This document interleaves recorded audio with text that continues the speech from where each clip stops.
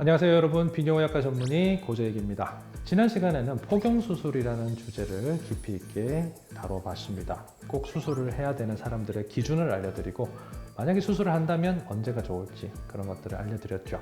수술을 하지 않는다면 어떤 걸 챙겨야 할까, 자궁경부암 예방접종이라든지 그런 것들에 대한 강조를 드렸습니다. 자, 오늘은 고환에 대한 이야기로 넘어갈까 합니다. 고환은 남성 호르몬과 정자를 만드는 아주 중요한 기관이죠.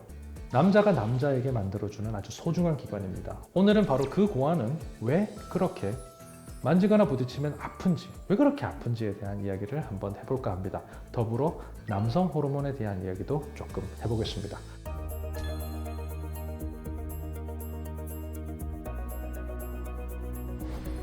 자, 고환을 맞으면 일시적으로 아무것도 할 수 없는 상태에 빠집니다. 숨도 쉬기가 어려워지죠. 제가 좋아하는 어떤 소설가는요, 고환을 맞으면 온 우주에서 나만 홀로 구원받지 못하고 남겨진 듯한 그런 기분이 든다라고 표현한 적이 있습니다. 고환을 맞으면 그만큼이나 고통스럽고 온 우주에서 혼자 된 기분이 들 만큼 외롭고 아득한 그런 기분이 드는 겁니다. 자, 다른 어떤 종류의 통증과도 다르죠. 무자비하다라는 표현에 걸맞는 그런 통증이 온몸을 휩싸는 게 바로 고환 통증입니다. 그래서 우리는 누군가의 손이 사타구니 근처로만 와도 움찔움찔 놀라게 됩니다. 그러면 고환은 왜 이렇게 외부 자극에 민감하게, 아프게 설계되어 있을까요? 이 질문에 대한 답을 알려면 우선 고환의 특징에 대해서 알고 있어야 됩니다. 자, 고환은 온도가 아주 중요합니다. 예전부터 그런 얘기가 있습니다. 남자는 아랫도리가 시원해야 된다. 이런 얘기는 예전부터 전해져 내려오는 이야기인데요. 그 말이 틀린 말이 아닙니다. 실제로 남성의 아랫도리를 따뜻하게 만들면 별로 좋은 일이 생기지 않습니다. 왜냐하면 남성 호르몬을 만들고 정자를 생성하는 고환의 작용이 33도에서 34도 사이에서 가장 활발하게 일어나기 때문입니다. 우리 몸에 있는 일반적인 세포 분열과 달리 고환은 끊임없이 감수 분열을 해야 합니다. 멈추지 않고 계속해서, 그것도 빠른 속도로 세포 분열을 계속해야 되죠. 그래서 고환은 일반적인 온도보다 약간 낮은 온도가 필요한 게 아닌가, 그렇게 과학자들은 예측하고 있습니다. 이렇게 고환이 원하는 온도는 34도인데 우리 몸은 36.5도죠. 몸속에 고환이 있으면 자기 일을 올바로 할 수 없다는 겁니다. 그래서 우리 몸은 고환이라는 녀석을 열 발산을 할 수 있는 음낭이라는 주머니에 담아서 몸 밖으로 쏙 빼뒀습니다. 34도에 맞춰서 열 발산을 할 수 있게 몸의 구조를 맞춰버린 거죠. 그런데 이렇게 고환을 밖으로 빼두면 한 가지 문제가 생깁니다. 고환이 하는 일이 정자를 만들고 남성 호르몬을 만드는 일이죠. 이렇게 중요한 일을 하는 기관을 밖으로 내놓으면 공격을 받기도 쉽고 생활 중에 다치기도 무척 쉽습니다.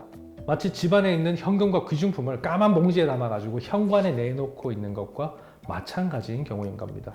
이런 이유 때문에 고환은 굉장히 아프도록 세팅이 되어 있는 것 같습니다. 고환을 너무 민감하게 만들어둬서 남자들이 과하다 싶을 만큼 자기들의 사타구니를 보호하게 되고 그 근처에 그림자만 스쳐도 놀라도록 진화를 한 게 아닌가, 그런 생각이 드는 거죠.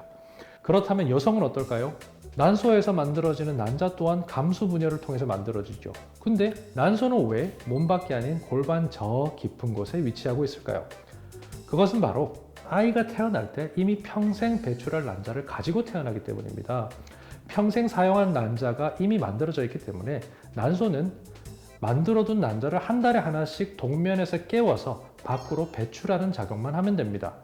난소는 열을 식혀줄 그런 작용이 필요가 없고 몸속에서도 고유의 작용을 잘 할 수가 있는 거죠.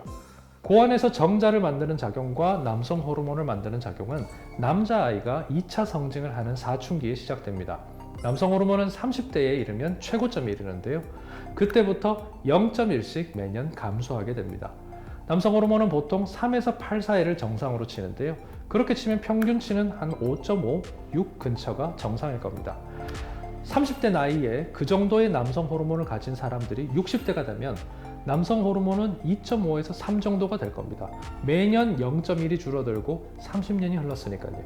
그러면 남성 호르몬의 정상치인 3에서 벗어나게 되고 60대부터 남성 호르몬 부족을 겪게 되는 겁니다. 남성 호르몬은 성욕이나 성기능을 넘어서 근육과 뼈 건강에도 영향을 주기 때문에 가능하면 정상치 이상을 유지하는 편이 좋습니다.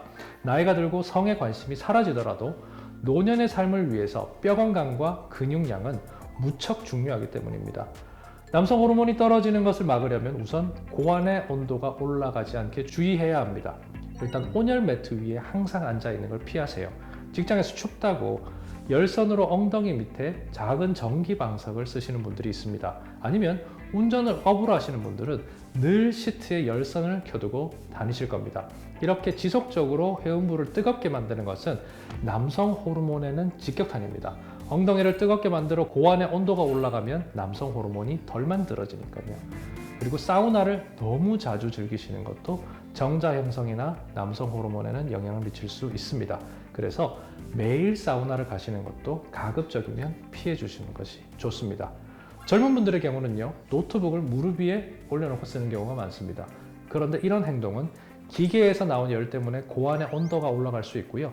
기계에서 만들어낸 전자파의 영향으로 정자의 형성에도 악영향을 준다는 보고가 있습니다. 그러니까 결혼을 앞둔 남자분이라면 무릎에 노트북을 올리는 것은 주의하는 게 좋겠습니다. 그렇다면 평소에 고환을 시원하게 해줄 수 있는 방법에는 어떤 게 있을까요? 저 같은 경우에는요, 따뜻한 물로 목욕을 하고 나면 마지막으로 음낭 부위만 찬물로 한 30초 정도 식혀주는 것을 습관화하고 있습니다. 사우나를 가도 온탕 냉탕을 번갈아 다니고요, 나오기 전에는 고환만 찬물로 따로 식혀줘요. 그리고 잘 때는 속옷을 입지 않고 파자마만 입고 잡니다. 그렇게 되면 잘 때만이라도 음낭에 압력이 가해지지 않고 통풍도 잘 되니까요. 그리고 잘 때 방의 온도는 약간 낮은 편을 유지하는 게 좋고 전기장판은 쓰지 않는 게 좋습니다. 자, 이런 남성 호르몬을 높이기 위한 생활 습관은 결혼을 앞두고 있거나 자녀 계획이 있으신 분들에게 아주 중요합니다. 고환은 남성 호르몬, 정자 둘 다 만드니까요. 자녀 계획이 있으신 분들은 이러한 생활 습관에 규칙적인 유산소 운동을 더하면 좋습니다. 골반 속에 원활해진 혈액순환이 전립선과 정낭에 산소와 영양분을 풍부하게 공급하고 이를 통해서 건강한 정자를 많이 만들 수 있으니까요. 엽산이 많이 함유된 음식이나 영양제를 챙겨 드시는 것도 좋습니다. 엽산은 정자 속에 들어있는 유전자의 안정성을 높여서 임신 확률도 높이고요, 아이가 건강하게 자라도록 도와줄 수 있습니다. 그래서 여성뿐만 아니라 남자도 엽산을 먹는 것을 요즘 강조하고 있습니다. 마지막으로 담배를 피우는 분이라면요, 그것부터 끊는 게 좋습니다. 담배가 정자에 해로운 것을 모르는 분들이 아주 많은데요, 담배는 정자의 수, 품질 모든 것을 떨어뜨리는 작용을 합니다. 그러니까 자녀 계획이 있는 분들이라면 아이를 가지는 기간만이라도 담배를 끊어주시는 게 어떨까 권유드리고 싶습니다. 자, 여러분 어떠세요? 오늘 고환을 맞으면 왜 그렇게 아픈지, 그렇게 아픈 고환이 왜 밖으로 쏙 빠져나와 있는지에 대한 이야기를 심도 있게 나눠봤습니다. 남자가 남자에게 만들어주는 고환. 여러분들께서는 생활 중에서 고환의 상태에 대해 얼마나 주의를 기울이고 계신가요? 고환의 건강이 바로 남성의 건강이라는 사실을 잊지 마시고 고환이 가장 일을 잘할 수 있는 환경을 찾아주시는 노력이 필요하겠습니다.